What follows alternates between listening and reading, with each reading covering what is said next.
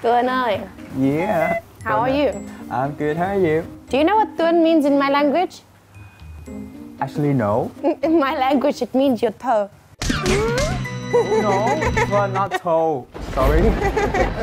I think you're gonna be so excited because we're gonna meet a really hot guy. Oh, really? Bet he's gonna be gay, right? Yeah. Right? Bad news for you, but good for me. Right? Yeah. So, welcome our guest. Hi, hello, hello. Hi, how are you? I'm good. My name's Kavit. Kavit. I'm 34. I'm from New York City. When I was in 6th grade, I had a crush on a girl, which I didn't actually know was a crush on a girl. A crush. And then I never had one again. I don't feel anything. I don't know what's happening. And then I was in gym class.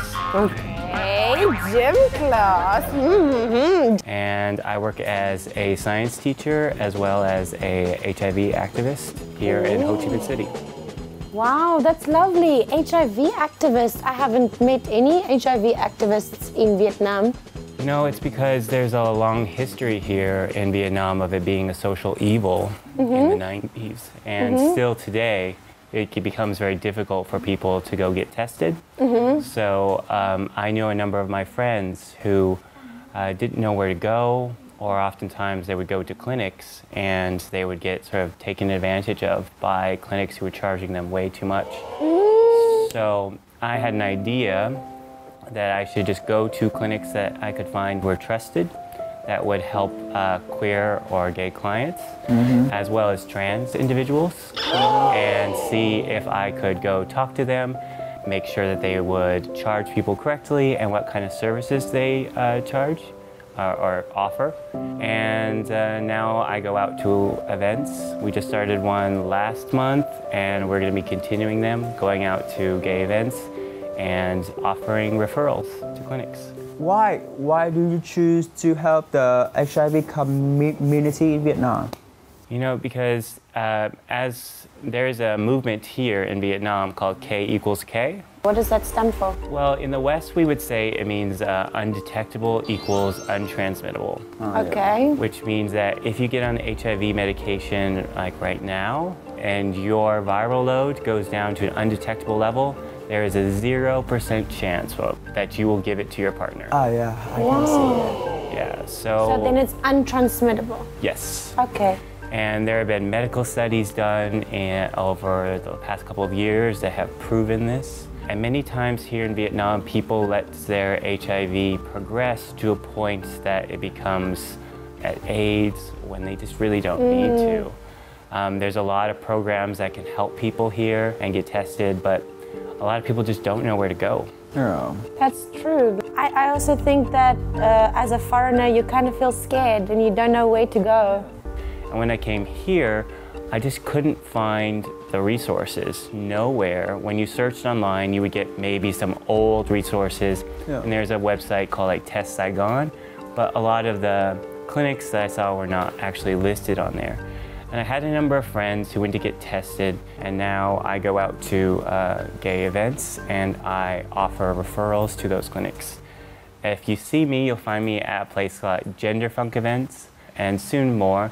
And you'll see me under the banner Dr. Love. Dr. Love, hey? Not really a doctor, but you know, I know some. I know some doctors. Oh, but may I ask you what is the differences between go to the hospital and go to your center? So when you go to a clinic, you are going there for that particular type of purpose. You're going there to get HIV tested, you're going to get STI tested. You're going to run into doctors who know more about that kind of condition and know more not to like shame the patient. So the clinics that I go to are very queer and gay friendly. If you go in there and you talk about your sexuality or the kind of sex experiences that you have, they're not going to judge you. And that is a big problem here in Vietnam, where someone might go to a hospital and feel unsafe talking to their doctor. If you're a local, you can get what's called PrEP.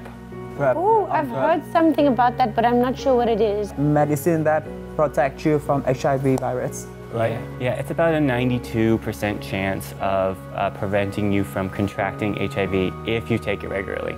Okay. And Vietnam's pretty lucky because locals, if you have a Ho Chi Minh City insurance card, you can go to clinics and get it for free. Free? Yes. But if we have to pay for that, how much? So if you're a foreigner and you want to pay for a treatment, it depends on the clinic. They would offer it for $800,000 a month. Okay, okay.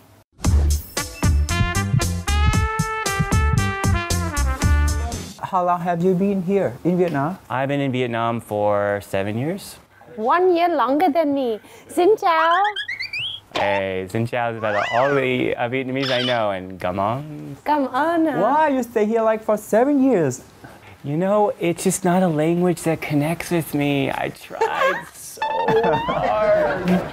Where did you stay? So for most of my time has been in Saigon, but I was in Haiphong for a little while. Hai Phong. Why do you choose Vietnam to leave and start your career? So when I was in university, I had a professor who did work here in Ho Chi Minh City. When I was looking for places to go outside of the United States, I was like, yeah, that's where I want to go.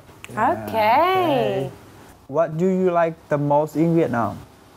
Honestly, it's the food from foreigners. Foreigners' food? I know that's not a popular opinion, but Vietnam has a really great like foodie scene that also some Vietnamese people, chefs are getting involved in. Yeah. You can get all of the world's food Yeah. in these really cheap places. And I love it. Yeah. International dishes all in one place. Yep. Yeah, that's correct. I also like that there is a sense of like hope or promise here. I feel like when I left America, people were sort of feeling like nothing was really gonna happen anymore. They sort of just gave up. And when you come here, like the Vietnamese people have a real sort of sense that the promise is still in the future and things can get better. That's how I feel about Vietnam. Like, I feel people in Vietnam are very present, like very here and now, and quite hopeful and friendly. Specialty of Vietnamese is the warm heart. Right. Yeah. So I have an example. I lost all of my clothes twice. How did you lose all of your clothes? Did you go partying and Same just question. forgot your clothes? What did you do? It was in a hotel, right? And my clothes got stolen. In Thailand, I felt like they gave me clothes, but they had some sort of like, you need to do this for me. In Vietnam, the people at my work, they're just like, here, let me buy you some pants. And I was like, oh. Like nice with no reason. Yes. No, I think they have a big reason because he looks so sexy. I get this kind of feeling that you're so handsome but so shy and cute, like a puppy. I'm only shy until you really get to know me. Okay. Then you take your underpants off and you shoot. I'm more of an observer, and then when I get comfortable, you know. Okay, Yeah. I see. Can we talk about your childhood? When did you recognize that you are different from the other boys? When I was in 6th grade, I had a crush on a girl, which I didn't actually know was a crush on a girl. A crush. And then I never had one again. I don't feel anything. I don't know what's happening. And then I was in gym class. Okay, gym class. Do you have a gym class story? No. Nope. I used to be like really, really skinny and really small and like had like huge glasses and like a bunch of acne.